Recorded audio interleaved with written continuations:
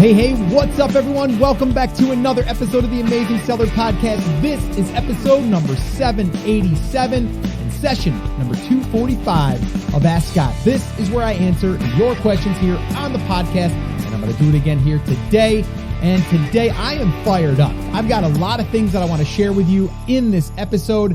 But the first thing that I want to throw out there is the question that we're going to be answering today, just so you know what we're going to be doing here when we get into today's question. And that is, should I create a new product or should I build my brand first? It's a great question. And I've got some thoughts on this, and I'm going to be able to help Azar. And oh, by the way, if you have a question that you want me to answer on an upcoming Ask Scott session, all you have to do is head over to theamazingseller.com/ask, and you can do it right there. All you have to do is just leave your first name, where you're tuning in from, that would be a bonus, and then from there, ask your question, and I'll do my best to answer on an upcoming Ask Scott session. I also pay attention to our YouTube channel where I'm listening and watching comments that are coming through and reading them, actually, not watching them, reading them.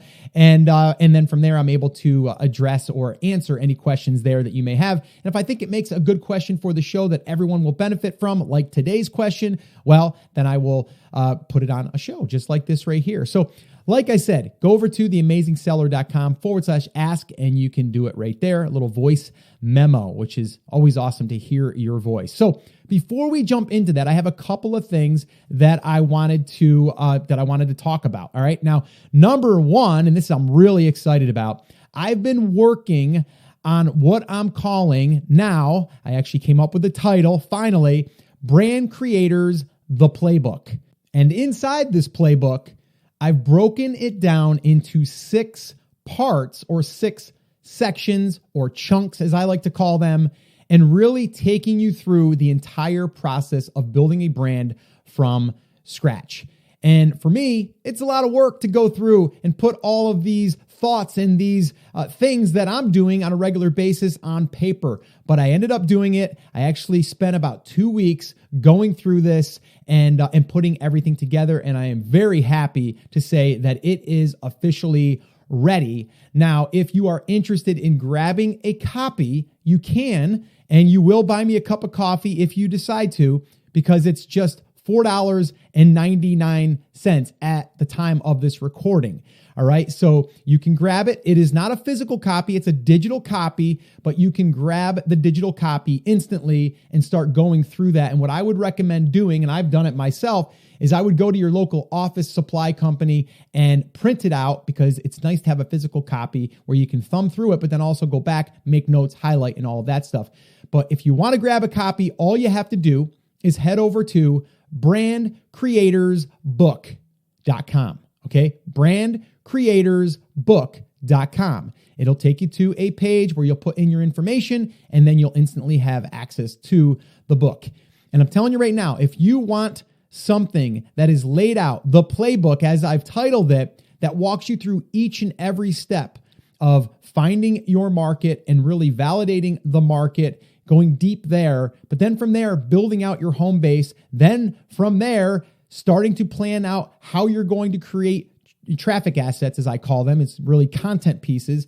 And then from there, figuring out on those content pieces, the 3 different buckets that we talk about. So this way here, you can also start creating content that's going to drive traffic either to your own products, or it's going to drive it over to posts and content that you're creating that will be product based, which also lends itself very well to when we get into the monetization part of this. All right. And so everything fits together and everything is laid out sequentially. So when you go through it, you're going to be able to follow along, and then from there start to take action on each and every one of those steps. All right. And there's list building in there. There's like everything in order of how everything is laid out. So if you're interested, I'm excited to say that it's now available. You can go over to brandcreatorsbook.com. Again, that's brandcreatorsbook.com. All right. And the reason why I wanted to create this, just to kind of throw it out there, is because we have something that we call Brand Creators Academy. And currently right now it's closed, and we won't be opening again until April 6th. And the reason why we do that is because we want to spend all of our time helping our Academy members on a regular basis and not be promoting the enrollment. Okay, so we've decided to only open up enrollment around 4 times in a year. All right. And April 6th. So if you're listening to this before April 6th and you're interested in getting into the academy, or if you've been waiting to get into the academy, April 6th is when we're going to open enrollment, and we will keep it open for about 5 days. All right. So if you're interested, mark your calendar for that. All right. And again, the reason why this book is so important is because in the meantime, this is a great way to build out the foundation and really understand the entire concept. Because what we do inside of Brand Creators Academy is we do the entire build. We show every single thing that we're doing. We're actually using a case study. We've started a brand in a very random market, and we're building that out. And we're showing everything from how we found the market, and then how we built out the content, how we're starting to get some traffic, how we built the email list of over 9,000 people, which just wrapped up, how we are building our Facebook presence. We're getting tons of engagement. I mean, like up to 80, 90 comments on just random posts that most people are struggling to get. So there's just a lot of great things that we're doing on the inside, but it goes really well with the playbook. So even if you're not going to ever join us inside of the academy, this book will give you everything that you need from the very beginning to all the way you're launched and you're running, and you're then rinsing and repeating the process to continually build out your traffic assets and then starting to monetize your brand. So again, brandcreatorsbook.com, and make sure that you mark the date for April 6th if you're interested in joining us inside of the academy. All right. So with that all being said, which that's pretty exciting stuff, I am really excited about that. Now, the other thing I wanted to mention here is thoughts of the week. All right. Thoughts of the week. And I have one. I have a good one here. All right. And I want you to do this for me. All right. I want you to do this for me. I want you to remove I can't from your vocabulary. Okay. Repeat after me. I will remove I can't from my vocabulary. Please do that. And I'm going to give you a recent example with my 12-year-old daughter and how the I can't came into play. And then we proved that if you just try something, you might just surprise yourself. All right. So my daughter, who is 12, Kayla, she is really into volleyball, and everything's starting to click for her now in her volleyball little career. All right. And she's on a travel team, and it's really awesome. We enjoy it. She enjoys it. It's just a lot of fun, great people to hang out with, great kids that she's hanging out with, and she's just busy in sports, and I love it. All right. So she is a pretty well-rounded player. And she has a really good serve. I mean, at this age, at 12 years old, these girls are serving overhand and pretty hard. Now, her serve is good, but it's not like really hard. It's almost like a float serve, which sometimes is great. And hers does have some movement. She's a lefty, but she does a two-handed toss. And so my wife was like, if you didn't do a two-handed toss, you might get a little bit more power and a little bit more accuracy. You might want to give it a try. And she's like, I can't do that now. I can't. I just feel more comfortable when I use my two hands and I fling it up and then I hit it. And she does do a pretty good job, right? I think last week we were at the tournament and she probably had, I would say 30 serves and only 2 of them didn't make it over, which is pretty incredible. And she actually they have stats. There's this app that they use. It's called Huddle. And it's an app that records the games. We have to record it. Then you upload it. And then it will basically give highlights of the team and of the players. And it'll give you all of the stats. Well, her stats were like 97%, maybe even 98% on all of her serves. And she's had over 100 serves. That's pretty good. That's a pretty good, percentage there, right? But with that all being said, as you start to grow as a player, the other teams are going to grow too, and those players are going to, and your serve isn't going to be as effective. So let's start working on getting that down a little bit better, a little bit less in the air, a little bit more of a line drive, or a little bit more of movement, or pinpointing where you want it. And by doing that, you need to be able to do a one-handed toss. It's going to be better. But she said, I can't do that. And my wife said, oh no, you can. and you are. And so my wife went out in the driveway and had her doing it up against we have a pretty large brick wall, and that's where she can do a lot of her serving, or at least getting the motion. And so she did, and she was surprising herself. She ran up to me, she ran out to me, and she said, "Dad, you got to check this out. I'm one hand in serving, and it's great. Just come on over. You got to check it out." So I come running over, and I sit there, and I'm like, "All right, let's go." And she's all confident and everything up there, and she puts her one hand out, flicks it up, bang, hammers it. I'm like, "Wow, do it again." She did it again, and she did it again, and she did it again, and she just kept wanting to do it because it felt good, and she was getting the result. But if she listened to her own mind that said, "I can't," she never would have given it a try at this stage of her, at her volleyball career, right? Because she would have just said, "I'll wait until the off season and I'll practice then." My wife's like, "Let's try it now. We don't have anything to lose. Just try it." And so she did. So I said to her, remember, my wife said this too, we don't ever want to hear you say, "I can't." That's a negative word, and it's a word implying that you are not going to be able to do something when in actuality, you probably can. But it might be a little uncomfortable at first.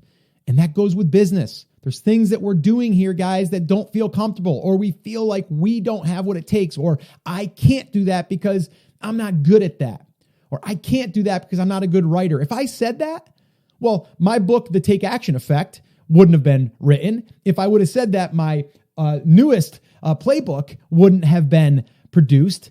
But I forced myself to get out of my comfort zone and do something, and I surprised myself, and I've gotten better at it.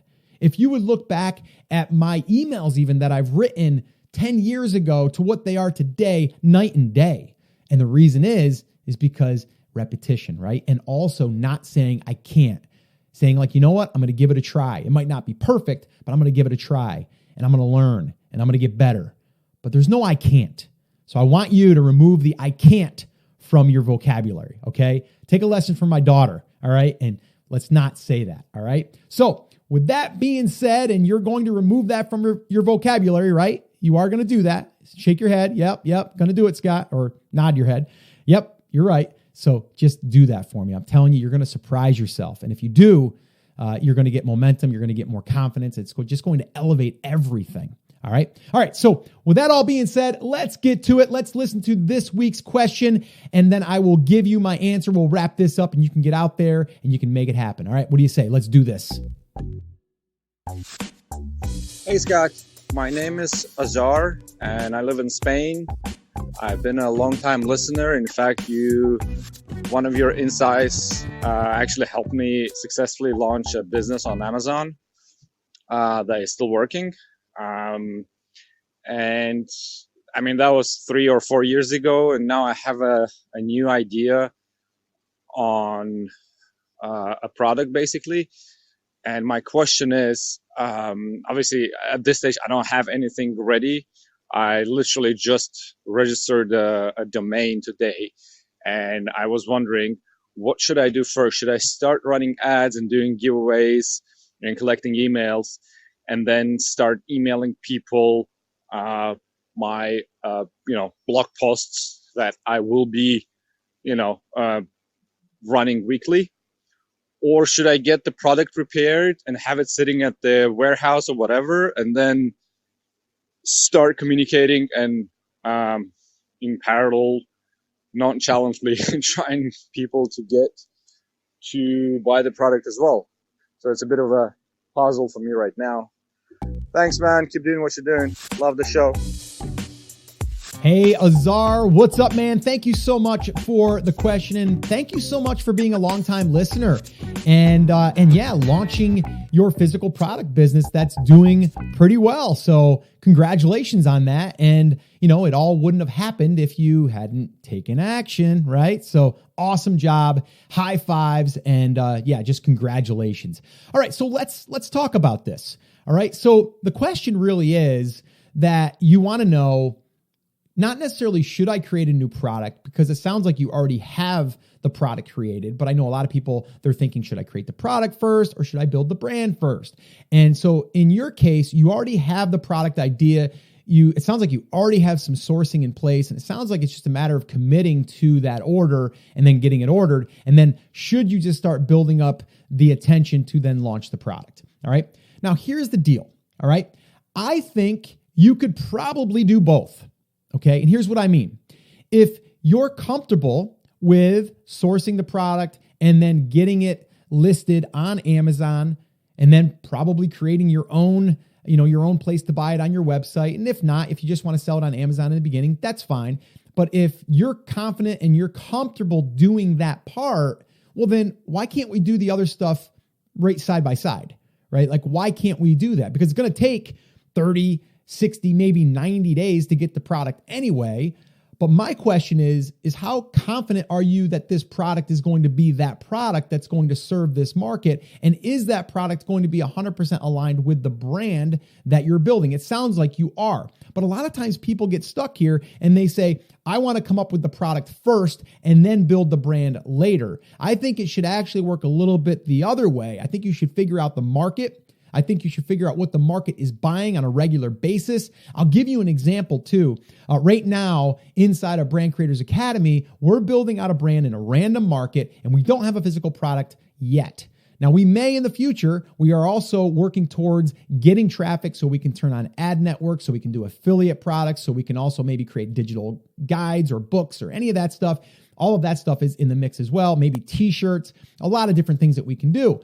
But the product thing isn't our first thing that we're thinking we're going to use to monetize, at least in this brand. All right. So we're not just basing it all around this one product. Okay. What we're doing is we're listening to the market. And so my point here is really that we're doing this and we're listening to the market on Facebook, on our own Facebook page, which we have about 1,900 people on that page. We have an email list now of over 9,000. And so what we're doing is we're listening to the market. We posted a question actually this morning, and I wanted to get a little bit of intel on the market. And I posted a question, and within an hour, I had about 20 comments. And so they're telling me what is the biggest sticking point for you for playing the guitar? And then maybe they're like, well, tuning my guitar, it's always the hardest thing. Whenever I think I got it right, I don't. So then the chords don't sound right? So they're telling me the thing that they want to know more of, or they're telling me that was their biggest frustration when they got started. So it helps me develop either content or products. Okay. So again, that's the way that I'm thinking about this. So I think you can do both if you want to. If you're dead set on launching that product because you think it's something that's going to go in your brand and you think it's going to be successful and you think that it's going to do well and it's not going to take your time away too much to where you can't build out the brand. Because in building the brand, the way that I look at it is we want to identify what is the traffic that is coming over in our market that's not just products either. Right? What's the information that people are looking for that's going to educate them, that's going to make them feel as though if you recommend a product, they're going to take your recommendation. That's really what it comes down to. So me personally, I would, and again, I don't know the product quite, so I can't really say, but if you're telling me that product is, you're going to launch it regardless, then I would say, go through the sourcing, get everything ready, get your listing optimized on Amazon, do all of that stuff that we've talked about in the past. We all know that, right? You got to do that. And then I would start figuring out the content pieces and start publishing content. Then I would build the email list through a contest to bring up the attention and the awareness in that market for them to raise their hand. And then as I'm doing this, like I said, let's say that there's 90 days before you're going to have that product live. That gives me at least 60 days for me to deliver content to them on a regular basis and also maybe even give them a little bit of a behind the scenes of the product that you're creating. A good friend of mine now, Dave Manley from MMA Bobbleheads, he just told me literally yesterday, because I asked him, I said, what has been one of the biggest things that's helped you in your business since we've talked in the past on the podcast? Because I kind of did like a coaching call with him on the podcast. And one of the biggest things was him documenting the build of each and every bobblehead. So each bobblehead, he can show the behind the scenes of how it's being designed, how it's being painted, the different phases, the different packing, the boxing, all of that stuff. And what happens now is it creates desire for the product when it's available. And especially if you have a limited amount. So if you're going to run a promotion, you might say, we only have 100 at this price, or we have a limited amount of inventory. That's going to help you.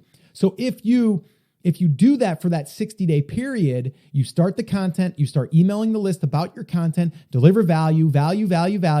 And then from there, when you're ready to launch that product, you can say, hey, we're going to do a 3-day promotion to launch this product. And they're going to already know all about it. And then you're going to give them a discount code, and then bingo, you've got a whole bunch of sales. And then from there, you're going to start ranking on Amazon. You don't have to do any review group stuff or any launch, groups or any of that stuff.